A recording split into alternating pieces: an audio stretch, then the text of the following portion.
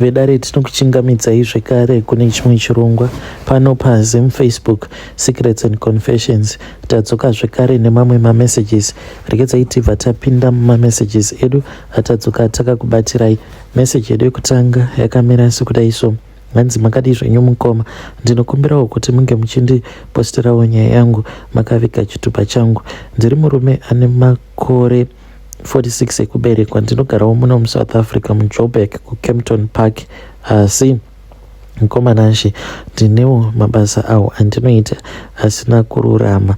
Ndinoitawo basa rekudriva magonyeti anoita cross border, saka kambani yacho ndiye muno mumujoni. Basa iri ndakaritanga ndiri mukomana wechidiki ndisati ndava nemukadzi, saka ndakabva ndabatwa nemweya wechipfambi. Handina kuzombobvira ndakaroora, ndainge ndava kungoita zvechipfambi chete, zvekuti ndakasvika pakubereka vana vanokwana ivo kuita 22. Vana ava ndakavabereka nevakadzi vanokwana ivo kuita 20 vakasiyana. Asi pavakadzi vose ava handina kana mumwe chete wandakagara naye. Mutemo wangu ndainge ndisingagari nemukadzi. Basa rangu kwaingova kungomitisa. Ndaiti kana ndamitisa ndobva ndasiya zvakadaro. Saka mahure mazhinji akahura nguva yandakapisa vanondiziva kuti ndainge ndisingajaidzi. Saka inini mukoma pakufamba kwangu ndainge ndiine system iya yekufamba usiku, nekuti ndimo mandaiwana zvimabhebhi kana vakadzi vevanhu vanenge vanonoka kuwana transport. Ndaibva ndazoti kana ndawana munhu uya ainge anonoka kuwana transport, ndaibva ndamutorera advantage yekuti munhu anenge ari panguva yakaoma ndiyo yandaitoona kuti inenge iri easy nguva iyo yokumutorera advantage, uye yainge itori tsika yangu. Motikari yandaishandisa yainge yakatonyorwa kunzi night rider. Vakuru vakati rimwe zuva gava richadambura musungo. Zvakazoitika muna January this year, ndakati ndava kuda kusvika pagango paya muna Masvingo Road. Ndaibva kuJoni neLord, dzainge dziri kumaraund 11 p.m. Ndakaona baby yellowborn richimisa mota. Ndakabva ndati dzawira mutswanda. Ndakabva ndanomira nechepamberi ndichitira kuti kana ari matsotsi ndinokwanisa kuzotiza. Bhebhi rakauya richimhanya. Mukoma ndakavhura dhoo, bhebhi rikabva rapinda mutraki. Takangomhoresana nebhebhi ndikati muri kusvika papi? Ndokubva zvanzi ndiri kuenda pagango, ndine munhu wandiri kuda kunoona. Saka ndapesana naye, pane zvinhu zvandinoda kunotambidzwa. Ndakabva ndati ko indawa kufamba usiku naisistran, asi hamutye here kupondewa? Sisi vakabva vapindura kuti ndotye hangu, ndiyo nguva yedu chaiyo yatinofamba. Saka handina kuzviisa mumusoro nemakeup yainge yakarohwa nechipoko ichocho. Ndakabva ndangoti mahure chete, obvious ndiwo anofamba usiku. Saka ndakazodriva takasvika hedu pagango zvakanaka. Ndakabva ndati regedzai ndizorore, nekuti ndaitoziva kuti ndaitovhima kare. Ndainge ndatovhima kare usavi hweusiku hwezuva iroro. Saka ndakazotanga kutaura nabhebhi zita handina kubvunza. Kumusha ndaingonzwa netoni yake kuti ainge ari muvhitori akakwana. Saka handina kuzopedza nguva. Ndakabva ndazokumbira short time kuti ngaiva mari. Zvikabva zvanzi short time kana muchida inoita 200 rands. Ndakaburitsa 200 rands. Ndakabva ndamutambidza mumaoko tikaita Lula Lula. Lula Lula iyi takaita 1 round. Asi chakandinetsa ndechekuti muviri wake wainge wakaita kutonhora. Ndakafungidzira kuti sezvo ainge ari munhu ainge agara nguva yakareba ari pahiking spot, ndikati zvimwe kuda that is why ainge achinzwa chando kudaro. Saka pandakapedza kuita Lula Lula ndakabva ndati regedzai ndirasei mvura ndiwane kuzorora. Saka ndakaenda ndikanomira padhoo radhiraivha ndakapira gotsi ndichiita wiwi. Pandakapedza kuita wiwi ndichicheuka ndakaona mumotikari mainge musisina kana munhu. Kubata dhoo nemahwindo zvese zvainge zvakavharwa kusara kwedhoo rangu randakavhura ndega. Asi 200 rands iya iyo yandainge ndamupa akaenda nayo, asi hapana chake chaakasiya mumotikari mangu. Ndakadaidza mamwe mashofe, they did not believe me, nekuti vashoma vanobvuma kuti zvipoko zviriko, but inini I witnessed nekuti ndakasangana nacho chipoko. Saka kubva musi wandarara nechipoko mukoma ndava kuita dambudziko nenhengo yangu. Inini problem iripo pandiri ndeyekuti ndanga ndagara ndinewo sikarudzi isina kunyanya kukura, but iko zvino sikarudzi yacho yava kupota ichiita diki yoga kuita sekunge iri kunyura mudumbu mangu. Kare pose yainge yakareba 15 cm but pari zvino yasara iri 5 cm. Mukomana acho ndainge ndichinyara kuudza vanhu but ndava kutoona kuti ndini ndinotopera. Saka chikumbiro changu mukoma ndechekuti dai ndawanawo munhu anogona kundibatsira panyaya yesikarudzi yangu. Chimwe chinhu chava kuitika mukoma ndechekuti kubva musi uyu wandaita Lula Nechipoko ndangova munhu wemunyama. Maaccident haasi kupera muroad, kusungwa nemapurisa, handichagari nemari muhomwe. Saka ndakambozama kuzvigamuchira uye ndikambozvifambira mumaprofita emuno muJoni. Ndiri kungorohwa mari asi hapana kana kundiso. Saka ndiri kutsvakawo anyone anozivawo muprofita anokwanisa kundibatsira, especially maprofita awo anenge ari kuZim, nekuti ndokwandava kuda kumbofambawo ikoko kuZim. Please help me nenhamba kana ndichinge ndadzokera kumusha ndinge ndichizowanawo pekutangira, because chipoko ichi icho chinondikonzeresa kuti ndinge ndichiita materible bad luck. Saka handichade kuti ndirambe ndingori munhu anenge aine mabad luck. Vedari ndo message iyo yandakatumidzirwa ichibva kuna mukoma vedu. Ngatizame kuti tinge tichimbotaura navo mukoma vedu ava mucomment section. Zvakangoma hazvo vedu we. Yo, hanzi ndakasangana nechipoko ndikakecha chipoko. Kana kuri kunziwo kana uinewo nyaya yako yaunenge uinayo, you can come to my inbox and then you share with me your own side of the story. Kana ungambosanganawo nechipoko kana kungoona chipoko, you can come to my inbox. Regedzai tibva taenda panyedu inotevera. Nyedu inotevera yakamira sekudai so. Hanzi makadi zvenyu mukoma, ndinokumbirawo kuti munge muchindiposterawo nyaya yangu makavika chitupa changu. Inini mukoma Nashi ndiri murume uye zvekare ndine makore 35 years ekubereka.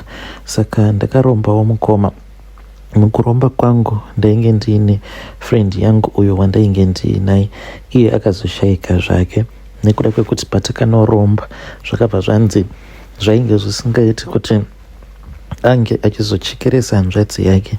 Saka friend yangu vabereki vake vainge vachibva kuMalawi. Saka zvikabva zvazonzi midzimu yekwavo yainge yakanyanyisa kusimba zvekuti kana ainge achazozama kuti ange achichekeresa hanzvadzi yake, hanzi zvaizokasika kubatwa nekuda kwekuti hanzi vainge vakapiwa mushonga apo pavainge vachiri vana vadiki kuti anenge angofa chete achiita zvekuurawa kana zvekushandisiwa pamishonga iyoyi yeurombwa, then anobva atomuka same time achitotaura nyaya dzake. So mukoma iye akabva azonzi kana achida kuromba vaikwanisa kumurombesa sekuru vaya, but he was supposed to sacrifice a certain part of his body.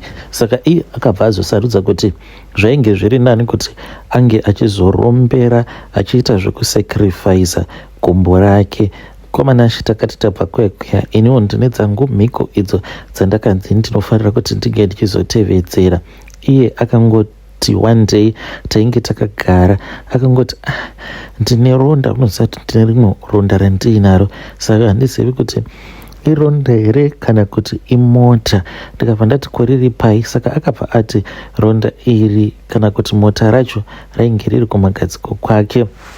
Sevanhu vainge vakaromba vose ndakabva ndati ita so ndikutarise. Akabva azokurura trousers rake uye zvekare nechipfeko chake chemukati. Ndokubva ndazotarisa ndakabva ndazoona kuti kumagadziko kwake uku ndakaona kuti painge paine chironda chainge chiriko kuleft side. Ndikabva ndati iwe ko chironda ichi chabvepi? Ndikabva ndatoti zvimwe kuda iexema, dai wamboenda kuchipatara wambononzwa kuti aufa. Then iye akabva anditi ndichambozama kuenda kuchipatara, but akati hanzi mushure mekunge arota achirumwa negonye ndopaakabva azomuka achinzwa kuti kumagadziko uku kwainge kuine kapundu kainge kariko. Then akaenda kuchipatara akabva azonopiwa mishonga ndokubva atanga kunwa mishonga iyaiya. Panguva yacho tainge tisati tatomboziva kuti iye sezvo ainge akazvichekeresa kapundu kaya ndiko kainge kachazomuuraya. Zvadaro mukoma Nashi takararama tikorarama, then kapundu kaya kainge kambori pamagadziko ake, kapundu aka kakabva kazodzika. Then kakati kadzika manje ndokubva achizobatwa kensa yapagumbo. Gumbo rake raingogara rakazvimba richiita sekunge rainge richida kuputika. Kensa iyi yakazotanga kupararira nemuviri wose kuzonosvika achizonoshayika. Saka mikodzi dzake dzaainge akanzi ndo dzaaifanira kuti ange achizotevedzera dzainge dziri mhiko dzekuti pose paya apo paanenge achidanana nemusikana waanenge achidanana naye, then musikana iye aifanira kuti azoti panguva yeromance obva amuti ange achimukisa, sezvo kapundu aka kainge kava padhuze nezvidya zvake. Then iye ainditi anzi aibva azoita kuti musikana waanenge achidanana naye ange achimukisa kuzonosvika achizonomusvitsa apo panenge paine kapundu kaya. Saka musikana uya paanenge achinanzva achimukisa achifungidzira kuti ingori romance, iye aibva azobata musoro wemusikana uya waanenge achirara naye, then obva azoramba achingomunanzvisa panzvimbo imwe chete paya panenge paine kapundu. Saka kapundu aka ndo kakamuuraya, but Mwari akaita. Kana ndiri zeni ndakabva ndazonzi ndaifanira kuti ndinge ndichichekeresa amai vangu, ende zveshuwa ndakachekeresa amai vangu. Mushure mekunge ndachekeresa amai vangu, then ndakabva ndazoenda paguva ravo. Ndakaenda paguva ravo ndine ivhu randakatora uye zvekare ndine chibhodhoro chandakasiya kuitira kuti mweya waamai usazondimukira. So ndokurumba ikoko kwandakaita. Mhiko dzandakanzi ndinofanira kuti ndinge ndichitevedzera imhiko dzekuti handifaniri kuti ndinge ndichidya like hove nei, then handifaniri zvekare kuti ndinge ndichidya chikafu chinobikwa ndisipo, chikafu chakatonhora uye kutsamwidzana nevanhu. Ndinofanira zvekare kuti ndinge ndichingorara ndakagara. Mazuva ekutanga zvainge zvakati omei, handiri kunyeperai hama dzangu, but ndakazoti ndazowana couch zvatova nani, because handitotendedzwa kuti ndinge ndichinorara pamubhedha, ndinotongofanira kurara ndakangogara. Dzimwe nguva ndipo apo pandaiwanzokuti kana ndikaona kuti mumba macho munenge muchityisa, because ndotoona mweya yevanhu vakafa, like vanhu vakafa vaya vanenge vakafa vasina kuzozorora, mweya yavo inongofamba usiku hwose ichingopatrola ichingofamba chete. Saka dzimwe nguva ndaitoona mweya yevafi ichitopinda mumba mangu, because vamwe vanotobatwa nemadzikirira vanotofungidzira kuti vanenge vachiroyiwa, izvo kwani vanenge vatongotsimbirirwa nechipoko. Saka ndo upenyu hwangu hwandinorarama ihwohwo. Zvandinoita ndezvekuti kana ndine girlfriend yandinenge ndiinayo, iye ndinomutora ndobva ndazoti handei tinoraramo neimwe room. Ndine imwe room iyo yandiinayo mutori nezitv rangu nei. Saka ndo mandinowanzokurara imomo, mune couch. Saka ndinoti panguva yekurara iye anobva azorara zvake pamatress, then nini ndobva ndazorara pacouch. Dzimwe nguva zvandinoita ndezvekuti ndinongonyepedzera kuti tichangorara tose pamatress ipapo, then ndinozoti kana abatwa nehope ndobva ndazomuka ndobva ndadzokera zvangu pacouch, nekuti ndo pandinotendedzwa chete kuti ndinge ndichirara ipapo. Saka nekudawo kwekuti ndinotya mukoma, ndinomeka sure kuti mhiko dzangu I always follow all the rules, because izvi zvekuti ndinokwanisa kuzotanga kutambudzwa nezvinhu zvacho zvazopanduka.